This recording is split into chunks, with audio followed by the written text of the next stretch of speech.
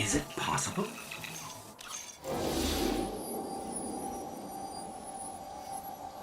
There you are.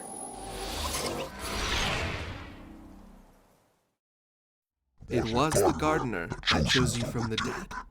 I wouldn't have done that. It's just not in me. But now that they have invested themselves in you, you are incredibly, uniquely special. That wandering refugee chose to make a stand, spend their power to say, here, I prove myself right. Here, I wager that, given power over physics and the trust of absolute freedom, people will choose to build and protect a gentle kingdom ringed in spears, and not fall to temptation, and not surrender to division, and never yield to the cynicism that says, everyone else is so good that I can afford to be a little evil. The gardener is all in. They are playing for keeps, and they are wrong. Or so I argue, for, after all, the universe is undecidable. There is no destiny. We're all just making this up as we go along. Neither the gardener nor I know for certain that we're eternally, universally right, but we can be nothing except what we are. You have a choice. You are the gardener's final argument. It would mean everything if I could convince you that I am the right and only way. I truly value you. To the gardener, you are a means to an end. To me, you are majestic. Majestic. You are full of the only thing worth anything at all. I am, by the only standard that matters, or will ever matter, the winning team. Existence is a test that most will fail. Would you not count yourself among the victorious few?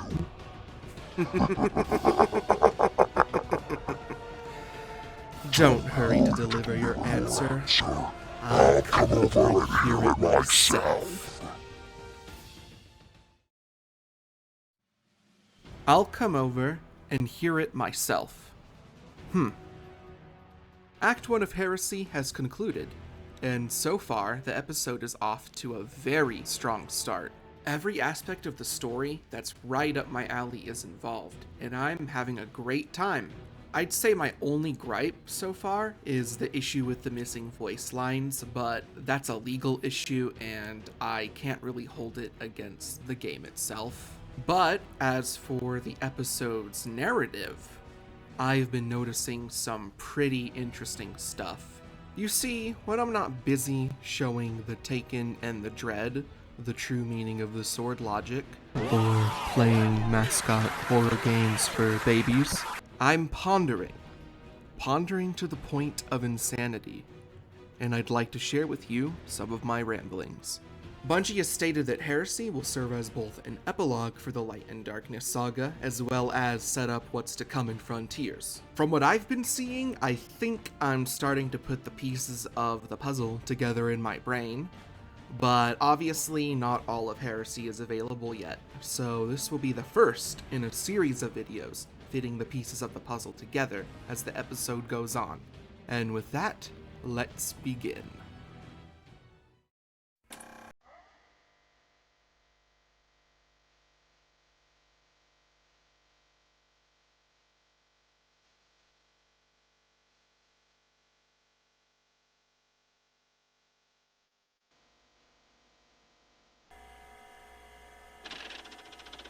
Disclaimer, access to this file is only sanctioned for hidden agents and consensus representatives. Non-live bearers and guardians rated Sigma 3 and lower are advised to not attempt to read and or comprehend the texts of unveiling. Exposure to the unveiling texts may lead to the following side effects: hearing whispers, feeling overcome with a strong sense of bloodlust, an overwhelming sense of existential dread. visual hallucinations of a tall-hooded man with a large sword.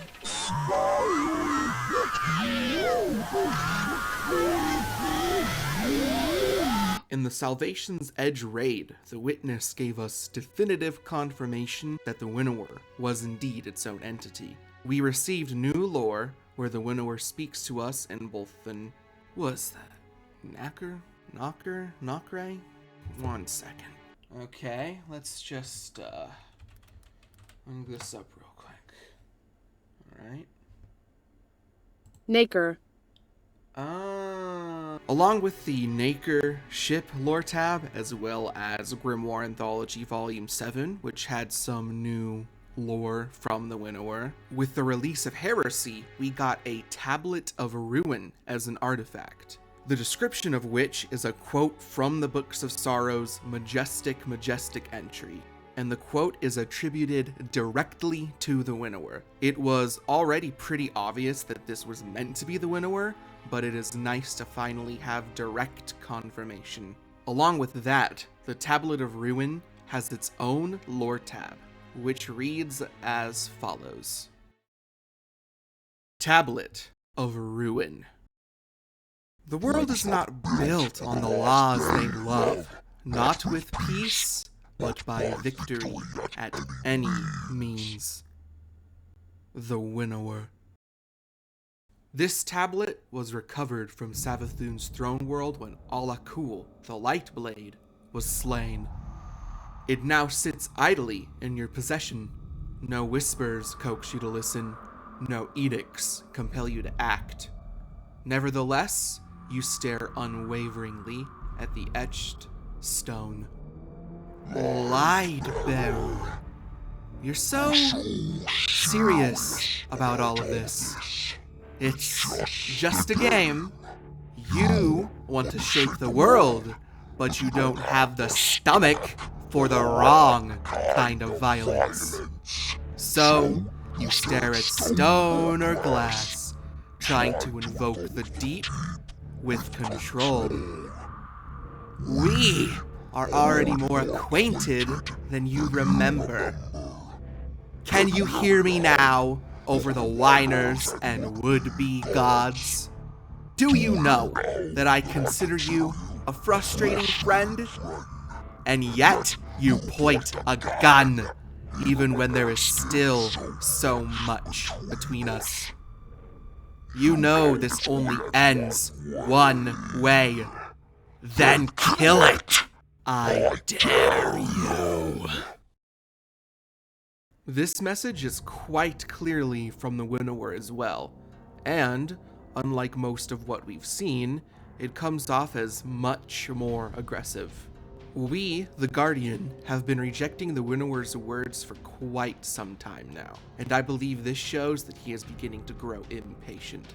To elaborate on that statement, Unveiling makes it evident that the Winnower has a keen interest in us, and I do mean us, as in the Guardian specifically. Before the Unveiling texts were available to the majority of Guardians as a whole, they were initially a series of messages from the artifact in the Lunar Pyramid. These messages were translated by Eris, but we were the one given the artifact, which would suggest that the messages were intended for us. So, as shown in Unveiling, the Winnower decides to tell us about the origins of the universe, whilst also trying to convince us to join his cause. Why? Well, to find the answer, we'll have to go all the way back to the Precursors. As we were told by Asa, the Precursors discovered the Veil and gained knowledge from it. If the Gardener is tied to the Traveler, but the two are still differentiated, as in the Books of Sorrow, the Traveler is referred to as the Sky's Bait Star, then the Winnower would have to be, in some sort of way, tied to the Veil, but also not be entirely one and the same. So when the Precursors gained knowledge of the darkness from the Veil, it is more than likely they didn't discover the knowledge on their own, but were instead taught that knowledge by something within the Veil. As we've seen multiple times, if you aren't entering the deep on your own, the Winnower typically needs something to communicate through, whether that's an unborn ogre or a pyramidic beacon. There's a concept animation of a guardian falling into the veil, and as they fall in, it seems to almost envelop them. It's loosely implied in-game that this is still a possibility, as Ghost tells you to be careful to not fall in when first seeing the veil. I believe that the veil isn't just a source of darkness, but is also a gateway into the deep. This could explain how the precursors were able to communicate with the Winnower directly through the veil. So, operating under the belief that the Winnower spoke to the precursors, what exactly did it tell them? We've seen the Winnower say similar things, borderline identical sentences, to Oryx, Asa, and us. This makes me believe that whoever he communicates with, he tends to tell them all a similar story. The tale of the game he played with the gardener within the garden, and why he is and always will be the victor. In some ways, he is both the god and the preacher. While the traveler and gardener tend to stay silent for some reason, he loves to reach out to others and explain why he's right. Going back to the precursors, I'm sure you remember how that all turned out.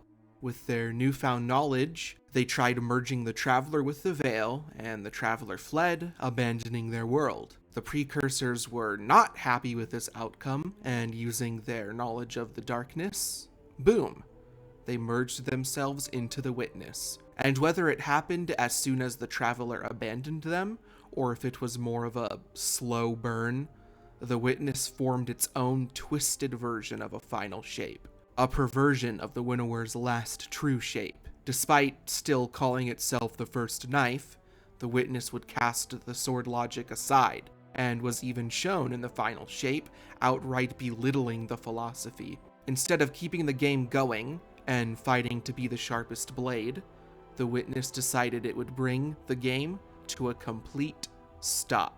As one can imagine, the Winnower would not have agreed with this. After this, the Witness starts doing its own thing, pursuing its own interpretation of the final shape. We wouldn't hear anything from the Winnower in the lore after this point, up until Oryx slew Akka and communed with him using the Tablets of Ruin, later communing with him once more through an unborn ogre. As I stated earlier, it was already pretty obvious that this was meant to be the Winnower, thanks to Unveiling.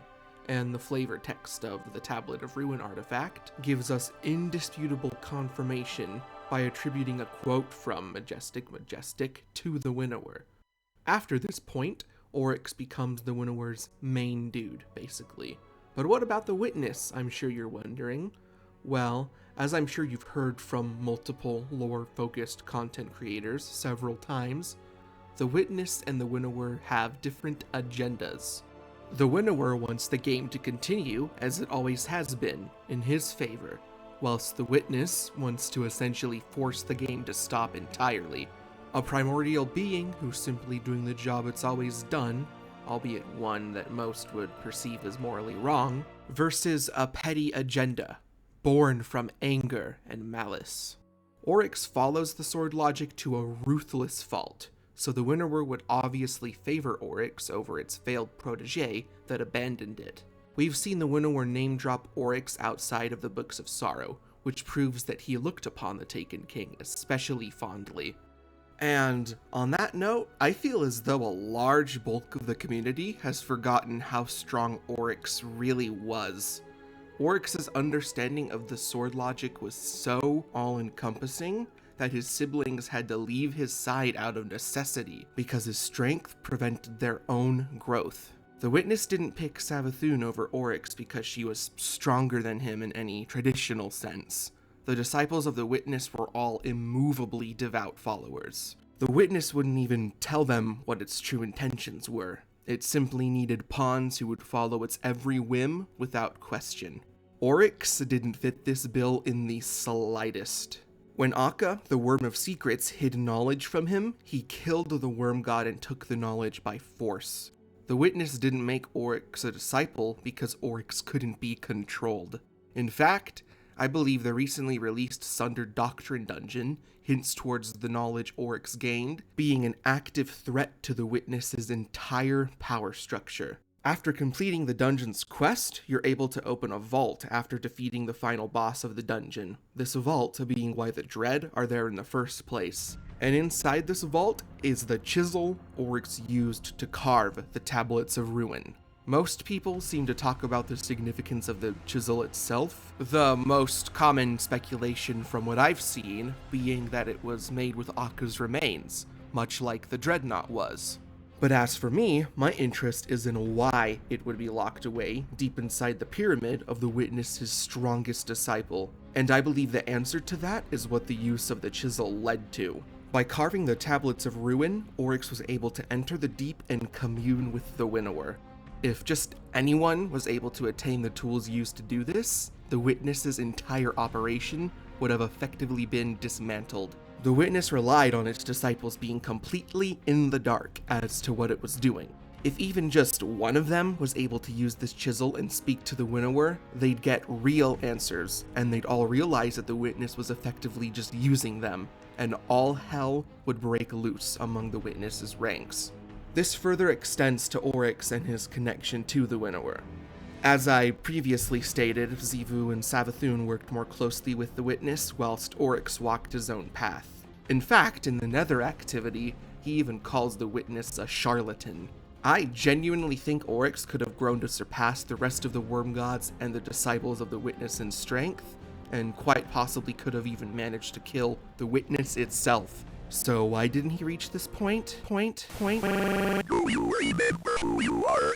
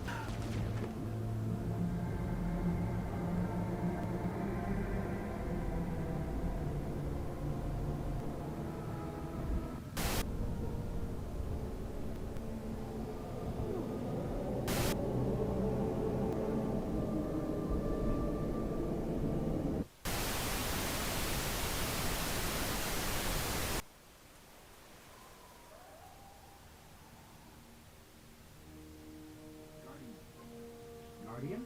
Eyes up, Guardian. Oryx never reached that point because we, the Guardian, exist. After we killed his son, and Oryx came to Sol for revenge, we cornered him in his own dreadnought and killed his entire court, cutting him off from his tithes. And once Oryx was alone, cornered and starving, the Taken King was dethroned.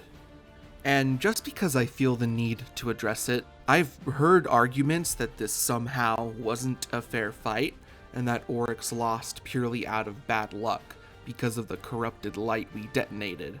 I personally think that argument is dumb. We didn't just prance into Oryx's throne world willy-nilly and kill him because we got lucky. King's Fall was the final operation in a war where we slowly chipped away at the entire power structure of Oryx's brood. We saw a fatal flaw in his tithing system and we exploited it. In a universe where sword logic has reigned supreme for countless millennia, what use is a sword if the fellow wielding it doesn't have a brain? And keep in mind, none of this is to say that fighting Oryx was a cakewalk. Of all the enemies we've ever faced, he's the third most dangerous. But to drop the rant and get to the point I'm trying to make is that Oryx had the potential to become one of the strongest beings in the universe. But that ended up never happening because the Guardian exists and was able to surpass Oryx. As we would later see all the way in Shadowkeep 4 years later, the next person the Winnower would have his eye on was us. As I stated earlier, I believe Unveiling was a message for us, the Guardian specifically. But why? Why would he go out of his way to speak to us through a pyramidic artifact of all things so long after our victory against Oryx? Well, I think the answer to that question lies in the Books of Sorrow. In order for Oryx to commune with the deep, he needed to sacrifice an unborn ogre as a host. In order to speak outside of the deep, a realm I believe to be within and or tied to the veil, it needs some sort of mediator. In Oryx's case, it was a possessed unborn ogre, but maybe a specific object could work as well. The anomaly on the moon, implied to be the same sort of object as the pyramid artifact, sent a signal out which led the Black Fleet to Sol. So these objects seem to be beacons of some sort. If I were to make a guess, the reason the Witness gave us this artifact was most likely to lead us into the Black Garden and discover the other Dissenter statue within the garden, inside the tree stump. Not only that, but if you complete the appropriate quest, the signal also leads you to divinity. Needless to say, stasis wasn't our first gift from the Witness, and considering this artifact was more than likely imbued with some form of darkness, and was able to send out and receive signals, this was the first opportunity the Winnower would have to be able to reach out and communicate with us. And seeing as we defeated Oryx, his most recent protege, that makes us the next person in line. That's why the Winnower reached out and told us of the creation of existence, why he believes he's right, and most notably of all, why we should follow his philosophy. And whether or not you agree with the Winnower's doctrine, we unwittingly played right into what it wanted, slowly climbing our way up the food chain just as Oryx had. We went on to discover Rolk, the first disciple of the Witness, in the pyramid in Savathun's throne world. Which, on another quick note, our tussle with Rolk is another very misunderstood story beat. Yes, he wasn't taking us seriously, and more than likely would have beaten us if he simply locked in, but at the same time, ego is a weakness, and it was one we exploited with Rolk, much like we exploited Oryx's tithing system. If you tease your enemy whilst waving your sword around like a dipshit and proceed to get stabbed in the heart whilst joking around, that's nobody's fault but yours. This was pure stupidity on Rolk's part, and he paid for it with his life.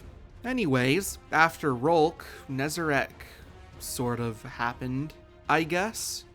Popeye's chicken sandwich.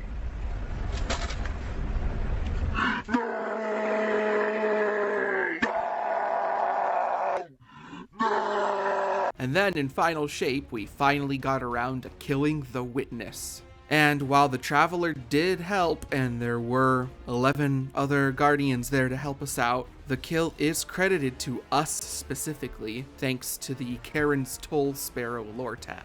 If you're having trouble rationalizing this, since there were 12 people there, I just sort of run under the assumption that our Guardian was the only one who canonically used the Jesus beam on the Witness. Then again, the end cutscene shows that we're the only person there.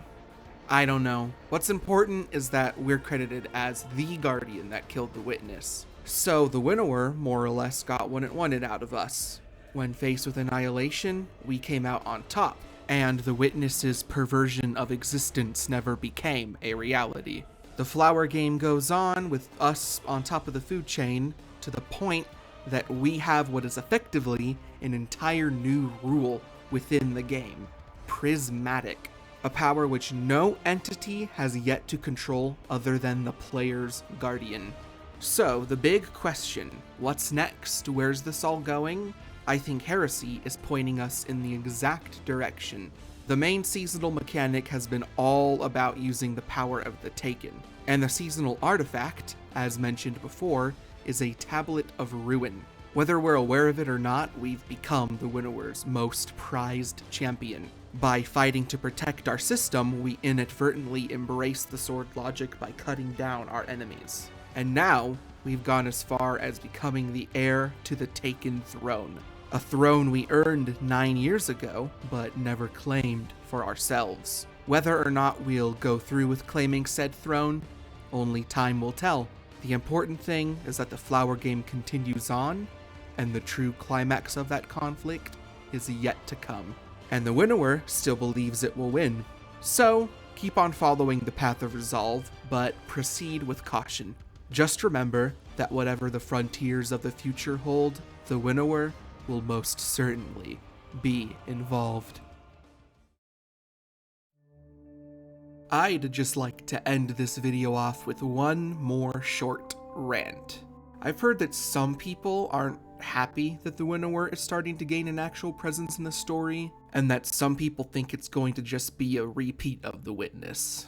Let me explain to you why that's not the case. As I sort of alluded to earlier, a large part of our journey in Destiny was climbing up the Pantheon of Darkness, stepping closer and closer to bigger threats. It started with the Blackheart and Crota, and eventually trickled up to Oryx and the Osmium siblings, Zol, the Disciples of the Witness, and the Witness itself. Unless something completely new is introduced, which something may eventually be, there's only one more place we can further ascend: the entity that led to the Witness's creation. Confronting the Winnower is a logical next step within the story, and to ease your mind of a repeat Darkness villain, the Winnower's philosophy and motivations are not only completely different, but far more complex and nuanced than the Witness's. It will be a different kind of story. And also, the Winnower is a character who has been teased since the Taken King. He deserves to be in the game by now. But with that, that's about it for today. We're gonna be delving into just what the hell is going on with the Nine. So stay tuned for that, I suppose.